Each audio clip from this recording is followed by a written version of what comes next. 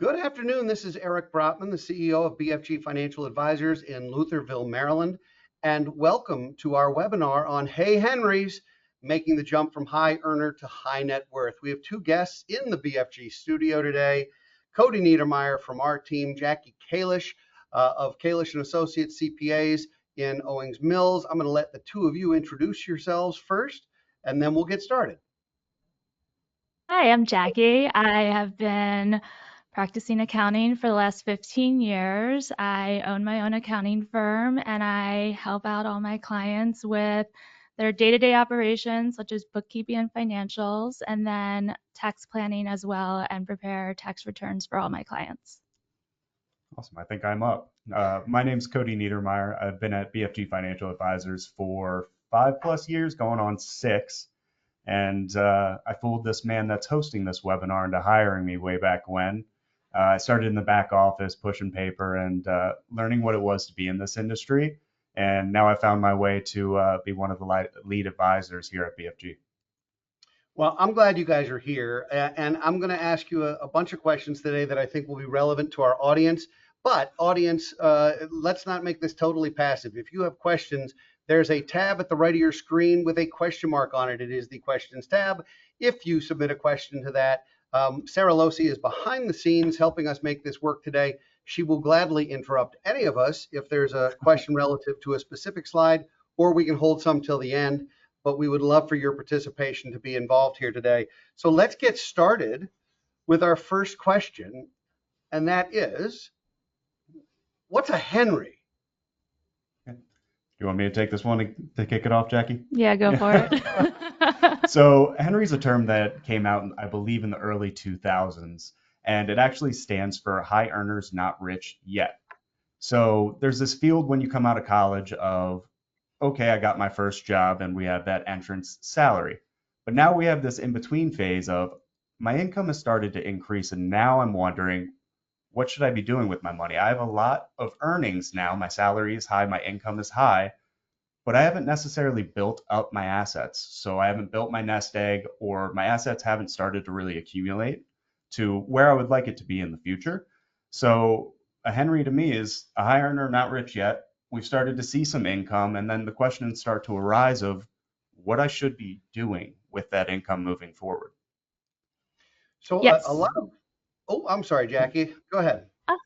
No, I was going to say, yeah. So I think I think we talked about when we were planning for this that it's somewhat subjective on so you're a high earner, you make a good living, but it's also, what are you doing with your money? What's your disposable income? And there are plenty of people that are high earners, but they don't have a lot of disposable income, whether it's they have a family, the kids are in private school, stuff like that I've seen with my clients where they're saying they're making all this money, but they're like, I don't have any money.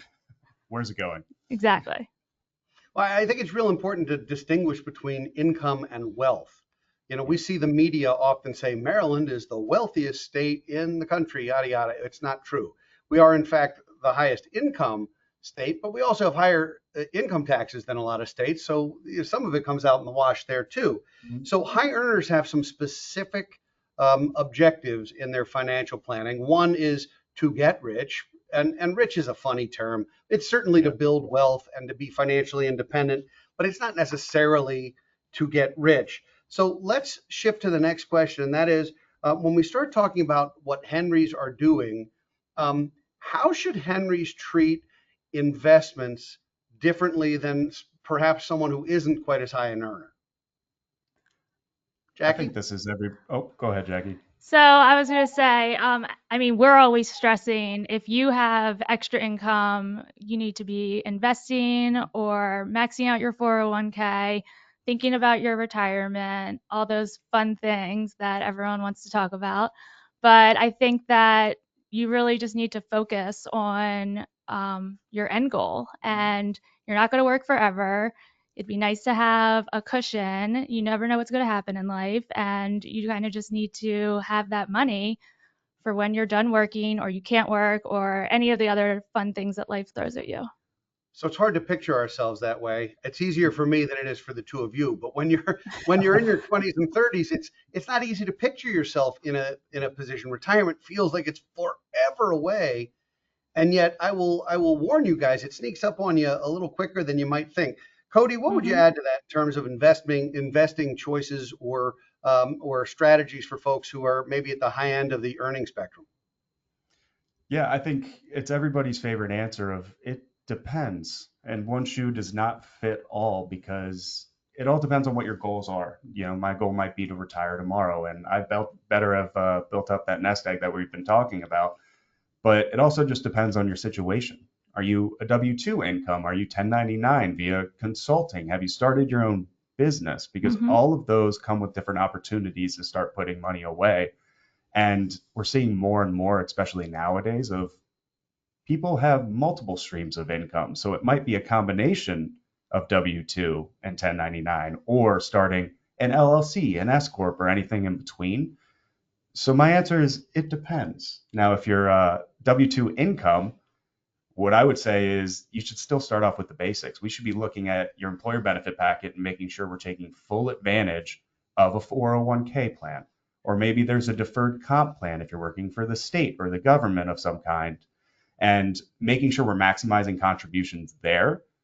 And then, as Jackie alluded to earlier, if there's disposable income on top of that, that just provides more opportunity for, yes, everybody's favorite lifestyle, but more opportunities to put money away in a different means. So our peak earning years in this country typically are somewhere between 45 and 55. There's a bell curve where Yeah. your income I'm typically not ramps there up. yet. Eric is Well, there, just I'm listening. I'm enjoying it for what it's worth. Best But is yet to come.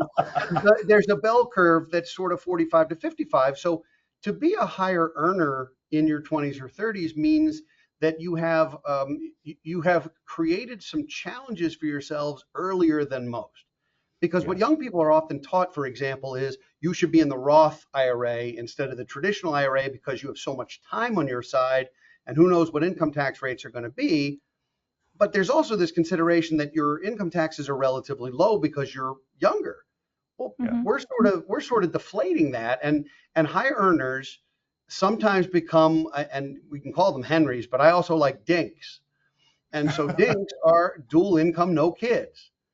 They're the Yep. Mm, wealthiest people on the planet because they have that's two true. incomes in a household and not a whole lot of mouths to feed. But nonetheless, high earners become dinks usually, often, and then sometimes they start families. And to Jackie's point, that affects finances profoundly. So let's talk about some of the things that our young people mess up, which is one of my favorite topics, and go to the next question, which is what mistakes are high earners making with their money. I don't want to talk about all the mistakes young people make in general, just about their money. So Cody, why don't we start with you on this one? Yeah. Well, I was waiting for you to make the joke of having kids because you just alluded to it. And I was waiting for you There's to point that nothing arrow right at me. there's nothing more important to me than my daughter. Sorry, everyone else. Cody, you'll see soon. Oh, I see her in the background for those listening. Yes, my wife and I are expecting within any I was gonna say, time. isn't she due any minute now? Yep. So if we get a call, I might be hopping off and letting you guys finish. But Great.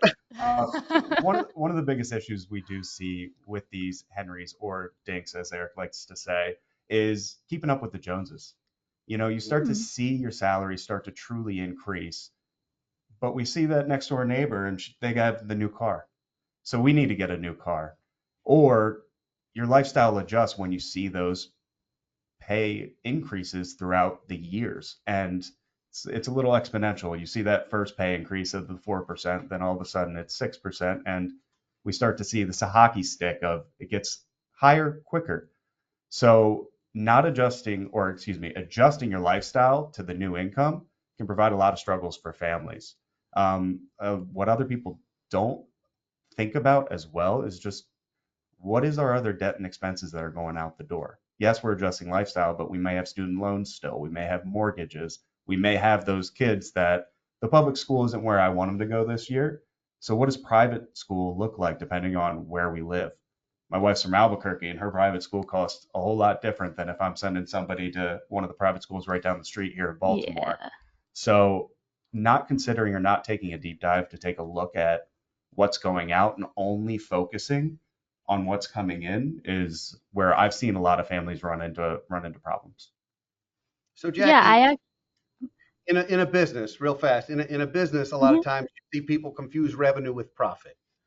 How much Hmm. Yes, revenue you drive is not as relevant as how much profit you drive. Would you say that's also true at the household level in the same kind of vein? yes, definitely.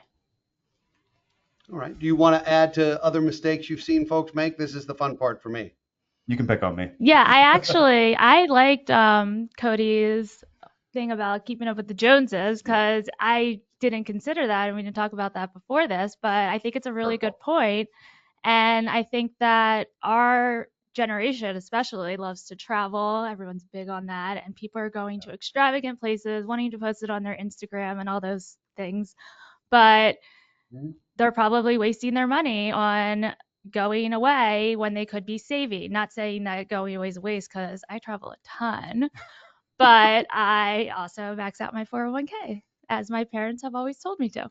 Yeah. But no, I definitely think that's a really good point. And then, such as Cody said, with about private schools, I mean, Baltimore, no one's sending their kids to public schools anymore. And a lot of my friends are dealing with the situation that private schools are so expensive. I mean, why should a kindergartner go to a $50,000 school? That's insane for It is. kindergarten to play with blocks and learn their Well, ABCs. Like it's but the blocks are made of gold and platinum and other precious metals. So you're sort of learning about that as well. Um, let's move exactly. on to the next slide and talk about what's new. 2025, a lot is going on. From a federal standpoint, we have a new Yeah. administration. From a state standpoint, we now had what was one of the largest budget surpluses in state history and is now a serious problem at the state level, and it happened very quickly. Um, what should folks do differently, particularly young people? What should they do differently in 25, if anything, than in 24 and in prior years?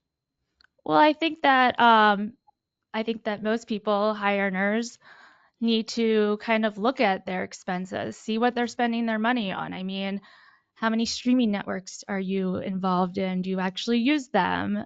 Gym memberships, are you actually going? Stuff like that, that you could eliminate and stop wasting your money and maybe put that stuff towards retirement investing, a money market, things like that. It all adds up if it's monthly subscriptions that you're paying that you're not utilizing. I think that that would probably be the main thing to really focus on. And just if you are having a family or your wife's pregnant and you're about to have a kid, kind of look at the expenses that is going to come with all of that. Because as a new parent, you're not going to realize how much money you are going to be spending a month on that child.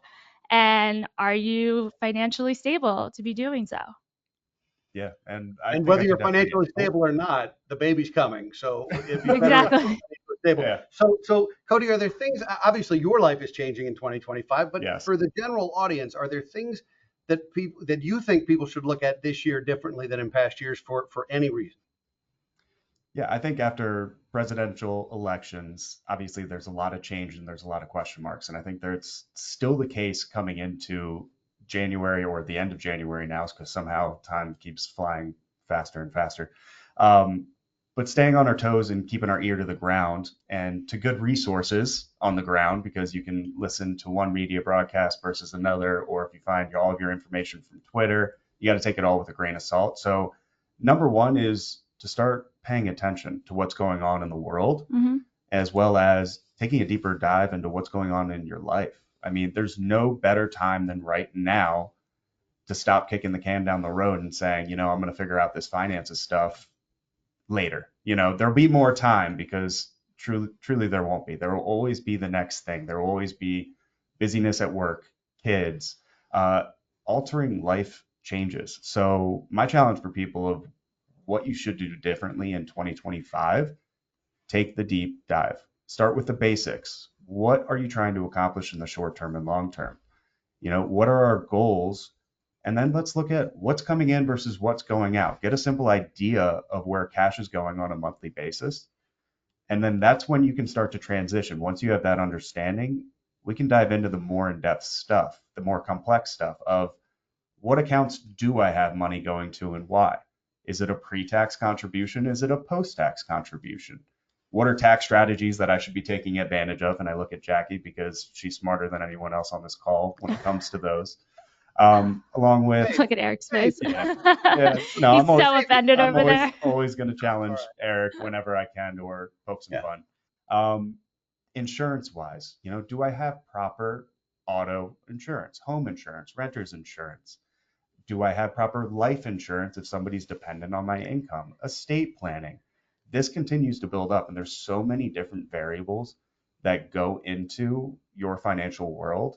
And then we are just portions of that. A CPA and a financial planner. There are estate planning attorneys and everything else in between. That's why you can build up a team around you. So take that deep dive, and then don't be afraid to start building up a team so you can accomplish each of those goals we started with. Yes, don't be afraid to reach out to a professional if you are not familiar. Yes. So ultimately, this is a generation, millennials are a generation that likes to do it themselves, but I am reading that Gen Z more and more are folks who want to rely on advice, which is sort of an interesting thing. I don't know why that's true, but the Gen Xers tend to outsource everything. The Gen Zers are starting to outsource everything, and the millennials think they're the smartest people in the room, and usually aren't. But nonetheless, in terms of the next steps here in 2025, I love your advice, both of you, your advice to consider whether hiring a professional or multiple professionals to create a team is right for you, and also the idea that time is on your side more today than it will be tomorrow. Correct. So the hiring a team of folks and doing, you called it a deep dive, I would say start with inventory. Yeah. And if you don't know where your money's going, get a system. It can be a yellow pad, it can be a spreadsheet, it can be Quicken, it can be Mint.com, it can be anything you want, but have a system. Because I know as a financial advisor, one thing I don't use is the B word ever. It's a clean show. I don't say budget if I can help it. Nobody wants a budget. So if you know how much you need to put away for the long term, you can then live on the remainder of that, spend it any way you want. Yeah. I don't. It's not our job to say you can't go out to dinner. It's our job to say you can't go to Ruth's Chris every night, if that's the case. Make sense? Yeah. All right, let's move on.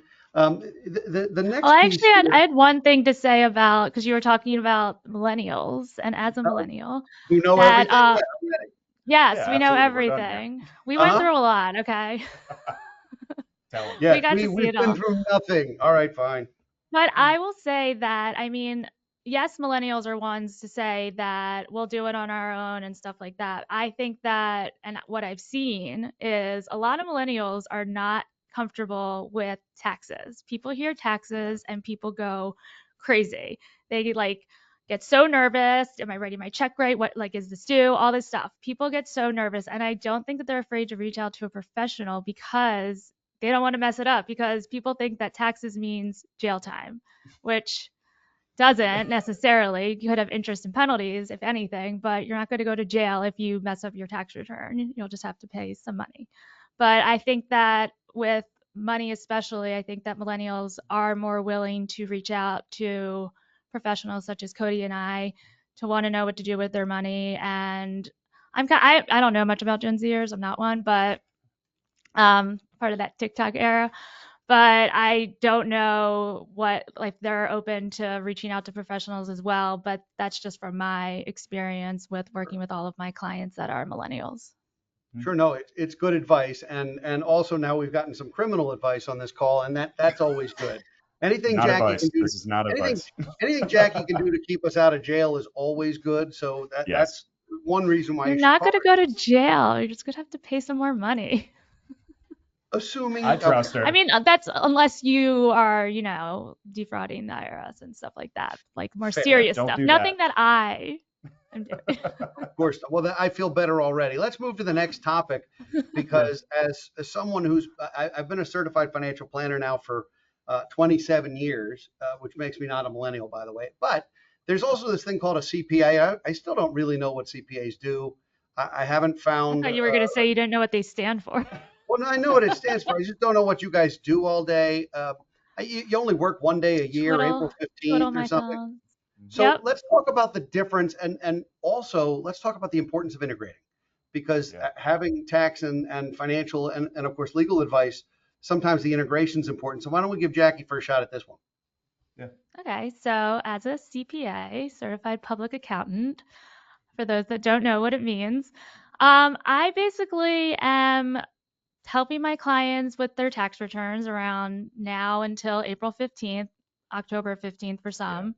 But, helping with tax planning, tax strategies. I also have over 100, 150 clients that we do their day-to-day, month-to-month stuff. So I have bookkeepers that work for me. They're reconciling their accounts. We're creating their financial statements. And we kind of take everything from, as one of my employees loves to tell people that we're interviewing, cradle to grave. So we take their bookkeeping, we code everything, we create the financial statements. We're then preparing their corporate return all the way to their personal return.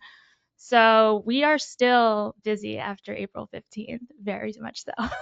Well, and everything you just mentioned doing sounds like nails on a chalkboard. I was going to say, doesn't it sound exciting? No, it sounds like I'm so glad I make a living the way I do and you make a living the way you do. I would no sooner do my own tax return than do my own root canal. Cody, why don't you talk a little bit Well, if you about, need a root canal, I have plenty of dental clients that could help you out with that. yes, I know. Hopefully I don't need it. Cody, let's talk about the CFP side of that equation, and then we'll start to find those harmonies. Yeah, so here at BFG Financial Advisors, we are financial advisors, but we have all pursued, all lead advisors that are client facing, the Certified Financial Planner Practitioner license. And what that is, we are advisors that are held to a different standard. So we're held to everybody's favorite word, and if you don't know what it means, a fiduciary standard, which means we have to have our clients' best interest in mind with every decision we make. So anybody can pass a couple of exams and call himself an advisor, but a certified financial planner is somebody who's held to a different standard. And what we do on a daily basis is we take a look at all of our clients' plans from a holistic point of view. I know I like to make examples, especially when first meeting people, just starting to talk about what this process can look like. I like to be the offensive coordinator.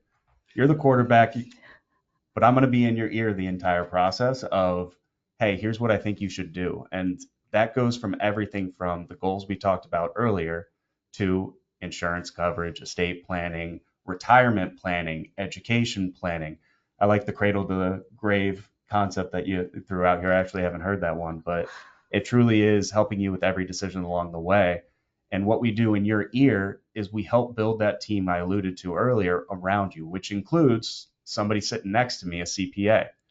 Now, we don't do tax returns on our end, but how am I supposed to make smart decisions for my clients or with my clients if I don't understand what's going on from a tax perspective? Does it make more sense to make pre-tax contributions or those Roth contributions? Should we do a backdoor Roth contribution if we're building up assets in a different way? And it's the same thing, have an estate planning attorney in your corner as well. Let's take a look at how you want things set up. God forbid something happens to you or one of your loved ones. And let's make sure all the beneficiaries listed on your accounts match up with the will, because how powerful is the will if you're leaving everything via beneficiary that supersedes the will to Johnny who lives down the street? So we're in your corner to hold your hand and walk you through this process of the ever-changing world we live in, because nothing's going to be the exact same as it is today. And when life hits you with curveballs, life hits you with a surprise, hey, you're having a kid, oh, you have a new job opportunity, we need to move across the country. What's the most efficient way to do that while still keeping our goals in mind?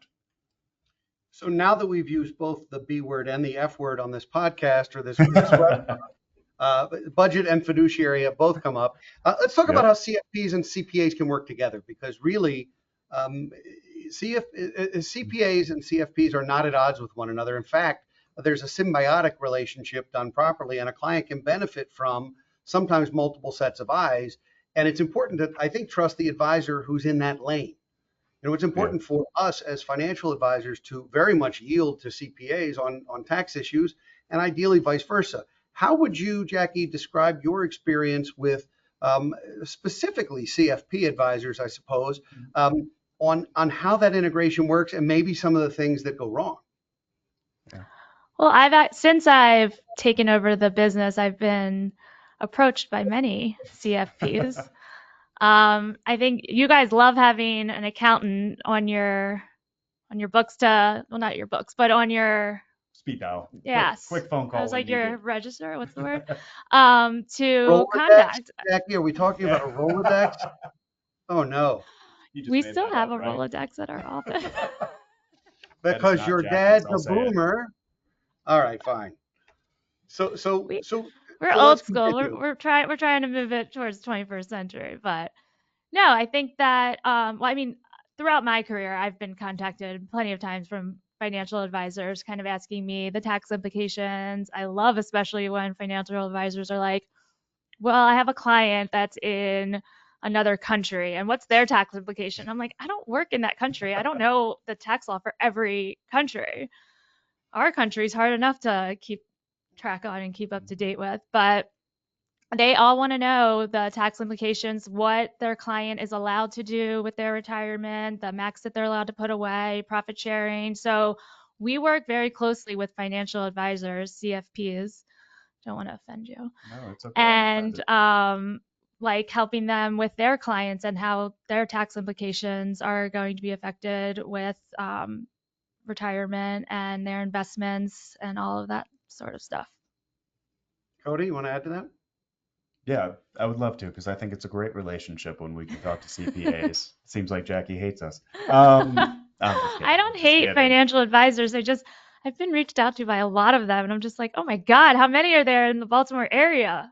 A But lot. The she answer's a said lot. yes to us for this I show. So did. Yeah, This is case the in only point. podcast that I've ever been asked to be on, and this there is you my first go. podcast And ever. probably your last, but that's all Yeah, right. after Cody, this. why don't we continue? I know. Let's see if I get Yeah. invited back. Yeah, I'm gonna see if I can redeem this a little bit.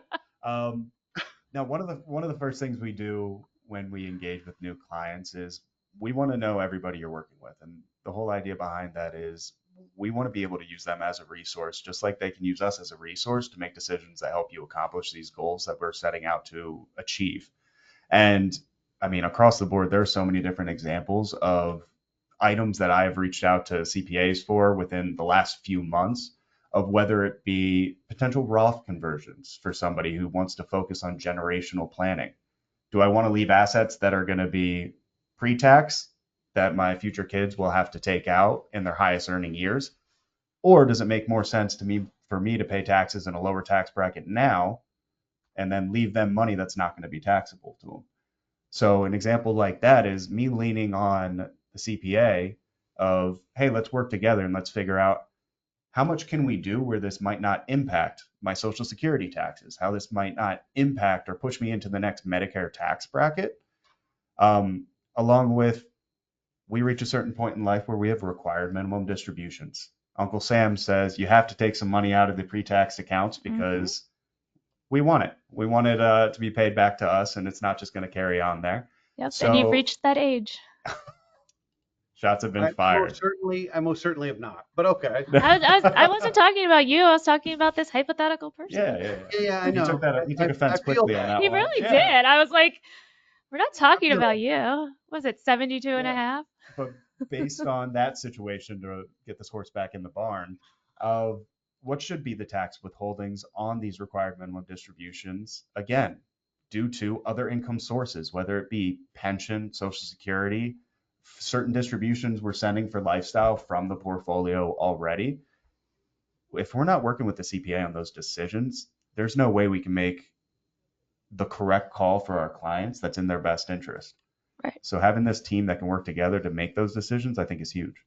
Yeah, and I also think with working together, we're able to plan during the year end on what your taxes are going to look like. We budget for almost every single one of our clients, especially our business clients, but we're looking at what taxes are you going to owe, and then we're working with CFPs on what do their investments look like and what is 2024. Well, I'm living in 2024 because We live in the CPAs are always living in the past. But what is 2024 going to look like? So we are always and constantly communicating with our clients, financial advisors, on helping our clients plan for that next tax bill. Yeah. So CPAs are always living in the past. CFPs are always We living. really are. We're always living in the future. So none of us are actually fully present now. So let's be fully present now. And let's ask, and I think an important question. which is how do I know, or how does somebody watching this know when they need either a CFP or a CPA? I can tell you I knew I needed a CPA as soon as my dad wasn't filling out a 1040 EZ for me and I was 22. That's when I knew I needed Is some he advice. doing it by hand? Of Oh, I have course, no doubts. absolutely. What else were they going to use back then? In pencil, no less. But so once those Pencil. days ended, yes, pencil. Once those days ended, I knew I needed some advice, and I did not want to not only file my own returns, because there's a difference between a CPA and a tax preparer. You know, Correct. there's some very inexpensive resources where somebody will just take your stuff and put it in the system, where there's TurboTax, or there's other ways that you can sort of do this yourself, but that forgoes the value of the advice and the guidance and the planning and all the other things that go into that. So how do you think young people should know when it's time for, let's start with a CPA? Well, I think that, I mean, if you just have a I do have clients that just have a W-2 and they are, again, don't want anything to do with the taxes. They're like, here, do it. I will pay you. I just don't want to have any part of it. And I don't understand it because looking at a 1040, people see it and they're like, what? Am I allowed to curse? What the hell does this say? Beep. That just got beeped out, right? Is that a bad word? No, we're good. We're good so far. Yeah, I didn't drop any F-bombs. Yeah. We still have time. Anyway, so I think that once your tax situation starts to become a little bit more complex, and what does complex mean? It could be that you just bought a house and now it could have pushed you into itemized deductions. And what else can you take advantage of? Can you deduct your health insurance and any medical bills, charitable contributions, the real estate taxes, as well as the mortgage interest? So that could be a complex issue just in and of itself, which sounds so easy that I just bought a house, but now you don't know what you're allowed to take advantage of. It could also be that you are starting your own company. Do I need to create my own entity? Or even just something so simple as you're receiving a 1099. And granted, what does that mean? What are the tax implications by receiving a 1099 and being a contractor? What's the income threshold? Would we want to make you an S corp and take advantage of those tax implications and the tax advantages of that? So it's all very situational of what you consider to be a complex tax situation and whether you think that if you're a millennial and you know everything and you Well, just do it yourself, sure. or reach out to a CPA, kind of get all the information on what you need to do. Because I come into a lot of situations where people are like, I don't know anything that I'm doing. And I try to break it down and make it easy and make them understand because I'm explaining stuff to my friends and they're all just like, taxes are way over my head. And it's just funny that at this point, this is what I do for a living. If you knew me in my personal life. But it's just something that I find very interesting. I love the aspect of it. And like I personally, I mean, I'll say I hate tax season, but I kind of like it. It's very fulfilling. And I helping people with their taxes and trying to explain that and trying to get people to benefit from all the things that they can do with their taxes is very rewarding. So you seem to indicate that people need to think about a CPA at the moment where there's a transition in their lives. Something's changing from what they have already managed or feel is simple to something a little more complex, whether it's itemized deductions, whether it's charity, whether it's housing, Mm-hmm. whether it's sometimes it's marriage, just filing a joint return for the first time and having to Exactly. apply those kinds of things, or divorce. How do we handle those things when that occurs? Cody, how do folks know when they need a CFP? I think there's a lot of the similar situations, especially when you're looking for a CPA, but also with a CFP, you're too overwhelmed or you don't even know where to begin, which was Eric's root canal example of, all of a sudden I have this job and I have no idea what I'm looking at when I'm reading through my benefit packet. Or if we're starting a new company, same conversation of, what entity makes the most sense for what we're trying to accomplish. Is it going to be one person doing this as a sole proprietorship, or are you going to have multiple employees that are W-2 income versus 1099 income? And you start having those different conversations about what are we trying to achieve. Mm-hmm. And the same idea of milestones, whether you've already been hit with it by surprise or you're planning for these changes, the getting married, the getting or having kids, a move, a divorce, like everything we've talked about already. Those are big milestones that help kickstart these ideas in your head of, oh, wait, I need to figure out exactly what's going on because I have all these moving parts in my world now. So helping organize those and make sense of them when you don't have an understanding, that is what we're here for. And that's what we enjoy doing on a daily basis. We love to help people figure out what they have going on in their world first, because we have to know where you're at to figure out where you're going. And then number two, how do we achieve those goals that are next on the list? Exactly. It's like a puzzle. We're trying to put all the pieces together. When the ending is always changing. You guys are finishing each other's sentences now. That's the symbiosis. Like we've known each other forever. Yeah. That's the symbiosis. We did not meet 2 months ago. So, okay, so I'm a young person, hypothetically. I'm a young person, and I'm trying to figure out, am I going to hire somebody? How? First of all, young people have grown up in the era of technology. They've grown up with resources. They've grown up being able to Google a tax law. They don't have to entrust that. They've grown up knowing how to have access to so much information, some of which, of course, is misinformation, that sometimes it becomes a lot of noise. It's a cacophony of issues.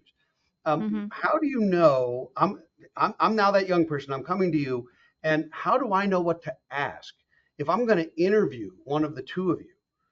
Or both of you, and I'm saying I'm thinking of hiring Kalish, or I'm thinking of hiring BFG.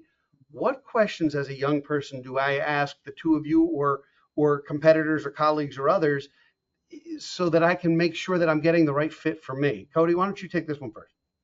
Yeah, I think before you even dive into what questions to ask, I think it's important, don't just settle with having one conversation with one advisor or one CPA. Don't be afraid. Unless it's us. Don't be afraid to interview a few, because you're going to find your groove and you're going to find similarities in answers. You're going to find differences in answers, and you're also going to think of things you didn't think of the first time. But the most important thing is finding a place that you trust, a person that you trust, and then somebody who can actually help you achieve what you're looking to do. So examples of questions that I don't see very often when people come and ask us things, they're just like, hey, can you handle this? The answer is yes, but then I kind of guide them through these questions, whether they ask them or not. How often are we going to meet? How do BFG and we get paid? How do I pay you throughout the whole process? Are you my only point of contact, or do you have a team around you where if you are on paternity leave, am I going to have somebody that's going to be able to help me through that process? Or if you're not there, then I'm out of luck for the next month that I'm out of the office.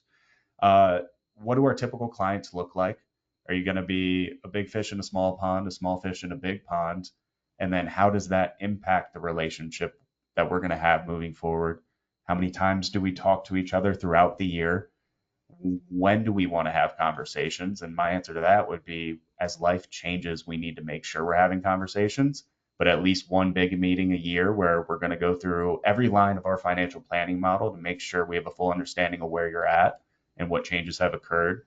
And then again, as life changes throughout the year, if there's new job opportunities, if there's any changes coming to your world, we don't need to be the first call, but we want to be one of the first 5 phone calls, because we should be in the loop, because this is going to have a significant impact on what's going on in your world.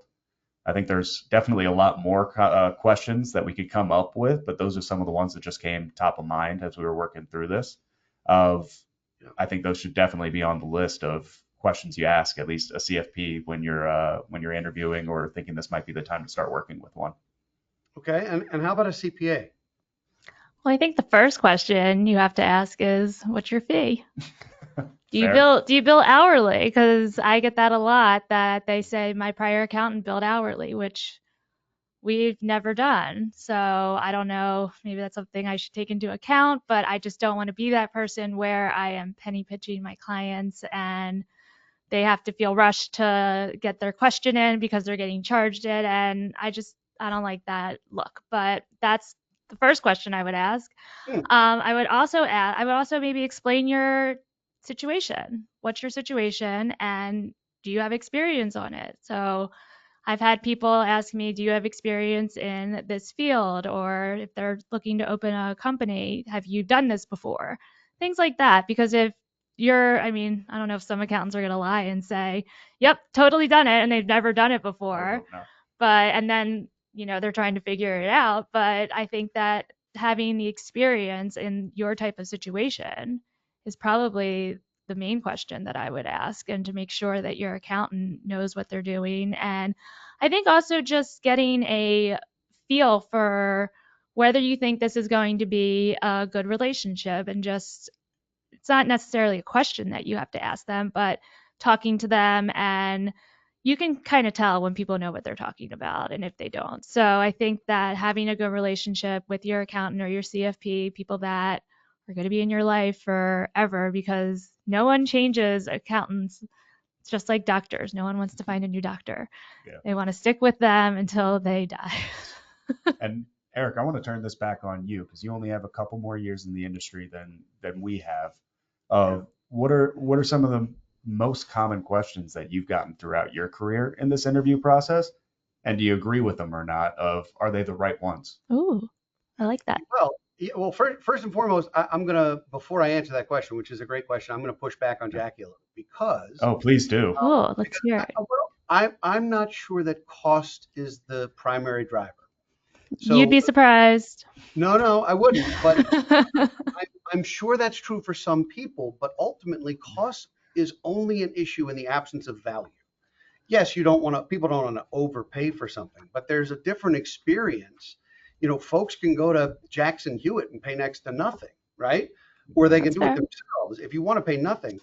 Same thing's true on the investment side, or some of these things you can go do it yourself and pay nothing. So the value in the advice and the counsel and the human touch, I think, becomes so much more important than just the fee. The fee should be fair. I'm not saying it doesn't matter. I'm saying, at least for me, and maybe that's a generational thing too, I'm far less price sensitive than I am service, value, and experience sensitive. And so maybe for younger clients, price can be a barrier to entry. And if that's true, then that would make sense why you might suggest that. But we rarely are asked, Cody, to now answer your question, we rarely are asked, what does this cost? First of all, because the planning engagements, the way we've got them set, they're all flat fee. And so we volunteer that in advance. Correct. Like there are a few ways to engage us. This is what it is. This is what it costs. You know exactly what it is. There's no surprise. I'll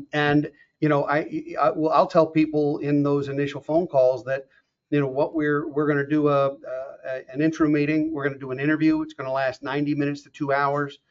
We don't charge anything for that. It's an opportunity to kick our tires, to make sure you're comfortable with us, to make sure we feel like we can help you with what you're looking for. If we move forward, there'll be multiple ways to do it. But ultimately, what people are paying us for is analysis and recommendations, and then to the extent they want, implementation. Because some people will take those recommendations and follow all of them themselves. Some will take those recommendations and say, I want to do these 3 things, but that 4th thing I'm not sure about. And some people are going to do nothing with it, and that's frankly the worst outcome, because it means that we weren't motivational in terms of getting folks to take action. I get the question I get the most. There's probably 2. One, do I have enough money to work with you? Yep. And I love to be able to answer that question, because we don't have a minimum for assets. And so because we can work on a flat fee basis, because we can work on a subscription basis, high earners, Henrys, can absolutely afford to get planning advice and professional advice, even if they don't have a big asset pool to manage. And a lot of firms are walking away from those people. So that's a great answer. And then the other really, for me personally, is, who's your typical client? And I can answer that very quickly. I know exactly who a typical client is, who might work with me or might have been with us now 30 plus years. But the fact remains that having advisors, Jackie, you said it great. Nobody ever changes. People want the same doctor till they die and all those things. I think there's an incredible benefit to hiring advisors a bit younger than you, whether that's tax advisors, doctors, lawyers, financial advisors. One of the reasons why half our CFPs at the firm are under 30 is because we're catering to an entirely new generation of investors and savers and planners, and they don't want their parents' advisor. They don't want me. They want Cody. And so rather than feeling slighted by that, I don't feel slighted by it at all. In the same way, I didn't want my He's like, father's take them. well, I didn't want my father's doctor. I didn't want my father's Yeah. accountant. I didn't want my father's financial person. I wanted to build my own relationships, and I wanted to make sure that the people I was relying on would be there when I needed them most. So let's Correct. think about when somebody needs a CPA the most and when somebody needs a CFP the most, and I'm going to opine and then you tell me where I'm right and where I'm wrong. I would think people need a CPA the most when either they have a significant event, windfall, or issue, or litigation, or there's or there's an IRS audit, or there's some major event in your life where you're like, holy cow, I need help. And it's a heck of a lot better to already have that relationship with somebody who's been doing your returns for 8 years than if it's brand new to someone. That's my guess. I could be wrong. Cody, for you, I would suggest that the time most people need advice the most is when they're hitting that 55 to 65 range, trying to figure out, can they ever have work be optional? Yeah. Can they reach financial independence? Is it possible to live off of the wealth that we've built? If not, how soon can we get there? And if so, how are we going to do it?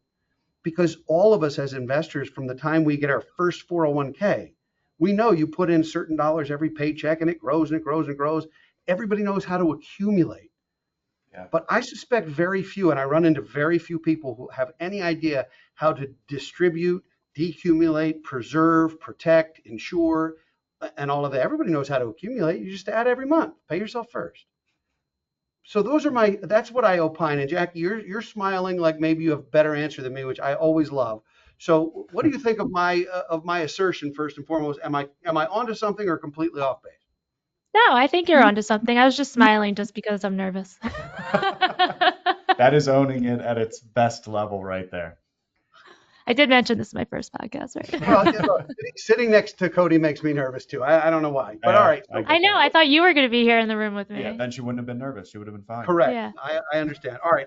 So are those the times where somebody goes, oh my gosh, I need a tax advisor? And if so, isn't it better to already have somebody? Yeah, I mean, you mentioned litigation and IRS audits, and I mean, IRS audits can happen whether you have an accountant or not. Yeah. And because sometimes it's just random. But yeah, I think that if you have an IRS audit, like you need to contact an accountant immediately. Litigation, it depends. Depends on what type of litigation, because I haven't really had anyone come to me personally about some pending litigation that I know, right? Keyword is yet. Well, how about a death of a loved one or an estate? Should we file an estate tax return? Oh yeah, that. Somebody Well, dies. yeah, I didn't think of that as classified as litigation. I'm assuming someone's getting sued. No. Well, no, I don't mean that as litigation. I'm just saying, aren't there other examples? And I'm thinking when somebody dies, one of the people want to rely on the most is the tax, financial, legal, and that team of folks when that occurs. So I was thinking that might be another. Not that we're going to litigate all the estates. No, I don't want to touch half these estates. Yeah, that is fair. I'm not an estate attorney. I have people ask me estate questions all the time, and I'm like, ask your attorney. I mean, I can help, but estate tax planning, we dabble in it a little bit. It's not something that we're super familiar on. It's definitely something that you want to talk to an attorney about. Okay. Cody, was I close? Yeah, I think you were definitely close, and I just wanted I would hope he taught you everything you know. No, I've definitely learned other things, and I think that's better off for all the clients that we have here at BFG. But no, I think just to add on to your point, Eric, of that next generation and working with somebody who might be actually a little bit younger than you, is the clients that you worked with for the last 30 years that are the same age as you. And we're thinking about this next phase of life of graduating into retirement. Well, you're graduating into retirement too. So now you have this transition period of you've worked with this person 30 years, you both are retiring, but your plan isn't done yet. Where working with somebody who might be a little bit younger than you, that is familiar with your plan, that you've worked with and you trust to help guide you through, not until retirement, but for the rest of your life, I think is extremely valuable. And having a team in place to do that, like we built here, I think is worth its weight in gold, which goes back to the cost versus value conversation that we were having of, I think that means a lot more to people than a couple extra dollars here and there, depending on what the price of firm A is compared to firm B. Right. So I know that I said that most people talk about price, but I think that what you guys said about price and having the advice and the all the things that we know, Yep. that is way more valuable than the price. And I don't think a lot of people take that into consideration when hiring CFP or CPA. Some people just hear the price and they're like, I can do it myself or something like that. But Which is the generational thing that we were yeah, talking I mean, about. yeah, maybe it's the millennials. Yeah. It's us. It We're is. the problem. We are the It's problem. Wow. You should All just right. go, Taylor. I did, because we're T millennials. Swift It's has fine. been quoted. The B word, the F It's a word, and matter a of Taylor. time. Yeah, We I have think now we're good. We crushed need to end this webinar immediately. So, We covered it. so we are actually, we're coming toward the end. There's a download available to everybody watching that is free for those who want to know a little bit more about what financial planning is. You can go to this QR code. Now we're appealing to the Gen Zs and the millennials. For you Gen There you Xers, ask your kids to help you with this. No, this is the QR code to get a free download, a little bit more about what financial planning is and what it isn't. It's just a starting point to have a sense of are all those various factors baked in. Sarah, are there any questions that have come in through the presentation today, or do we want to open to questions at this time as well? Yeah, if anyone has other questions, go ahead and drop those in the questions tab. But the ones that have come in so far, so for people who they have been saving in a 401k, but they've changed jobs, is it better to merge those 401k accounts? Cody, you want it? Yeah, no, I'll definitely take that. It depends. So, where are you financially and what are you trying to accomplish? My first thought is getting an idea of the size of the account, because sometimes, depending on size, it might make more sense and where you're at in life, it might make more sense for having more tactical allocation. If you're on the 5 yard of retirement, it might make more sense to start building out income in some sort of fashion, building into that phase. If you've been doing backdoor Roth contributions, and I'm sure we've covered that in multiple different podcasts, having an IRA means you're not going to do that in a smart manner. So it might make more sense to drop it into your 401k at the new provider. That is where I think there's a strong benefit of, and those are just two examples, but that's where I think there's a strong benefit of working with somebody who has a better understanding of your world, not better than you, but has an understanding of your world, to make those types of decisions about what could be best for you and where to put that money. Yeah, that is a tax neutral conversation, but the Correct. nuances between a qualified retirement plan like a 401k and an IRA are some of them are pretty subtle. 401ks provide better creditor protection. 401ks require you to name your spouse if you're married as a primary beneficiary, unless he or she waives in writing that that's not necessary. IRAs do give you additional investment flexibility. There can be a cost differential between the two. So to Cody's point, I think it does make sense to look at both options. The one that I would choose against in almost every case is leaving money with a prior employer, because you will lose track of that over time. And if you change jobs every 5 to 7 years, you might have 7 of those plans by the time it's time to retire, or if you were to pass away. And to deal with all of those different plans and all of those different rules and all of the different allocations, to me, doesn't make a ton of sense. So either combining them in your current company's 401k or having a separate IRA or some of both, to me, makes more sense in most cases. What else, Sarah? Is there a savings sweet spot, whether it's an amount or a percentage? I like that. Yeah, I think Yeah. the answer It's is subjective. absolutely it depends. It's subjective. How much are you making? What other expenses do you have going on? That's a really hard question to answer because we don't have any specific numbers or figures to work with. Yeah, I think building off that, and I don't think we're going to be able to give a specific number in mind, but building up enough of emergency fund, God forbid something happen, whether it's a fender bender in the car, something at the house, if you own the house goes up. Usually dual income households, we look to 3 to 6 months of expenses to make sure we have covered. God forbid somebody loses a job. Single income, we definitely push towards a 6-month time frame, just because you are totally reliant on one income. So if you lose your job, it feels a little differently than if a spouse lost a job, but you still have money coming in via your paycheck. So we like to be a little bit more conservative on that side of things. That leads back to earlier of getting an idea of what's coming in, what's going out. And then from there, you're going to be able to build up a better idea of what you should have as a true emergency fund. Right. I So actually had a friend ask me a question about how much money does she need to have, like in assets and savings and all of that, to live comfortably. And she asked me that question, and I was like, I couldn't even answer it because I was like, I have no idea. And she's like, I'm thinking 20 million, and I was like, that's a lot of money. So it all depends. It depends on your lifestyle. Correct. Who knows? Everyone is different. Everyone grew up different. Everyone's living in different geographical locations. It's very broad. Yeah. So I read that question a little differently. I read it not so much about an emergency fund, but about a savings rate and how much should you be putting away each year to be able to grow. That depends a lot on your age, because the longer you have in front of you, the easier that lift is. But what I believe you're looking to do is you're looking to recreate 100% of your pre-retirement income net of your savings. So if you make $120,000 a year and you're putting away $30,000 a year, you're living on $90,000 a year, and that's gross to gross. Take the 90,000, adjust it for inflation for the number of years you plan to work, and figure out that number. Jackie, you mentioned $20 million. $20 million with a 4% withdrawal, which is a rule of thumb, but by no means gospel. But a 4% withdrawal, and that is $800,000 a year. $800,000 a year in 2025 is a lot of money. $800,000 a year in 2055 might not be. And so it depends on the person's age because of the value of a dollar. Remember that, what I paid for, for my first car is what my grandparents paid for their house. So the value of a dollar changes so much that I think you have to take the time value of money into consideration. So what else, Sarah? We're running short on time, but I want to get to one or two more if we can. All right, I'll try to make these fast. With the,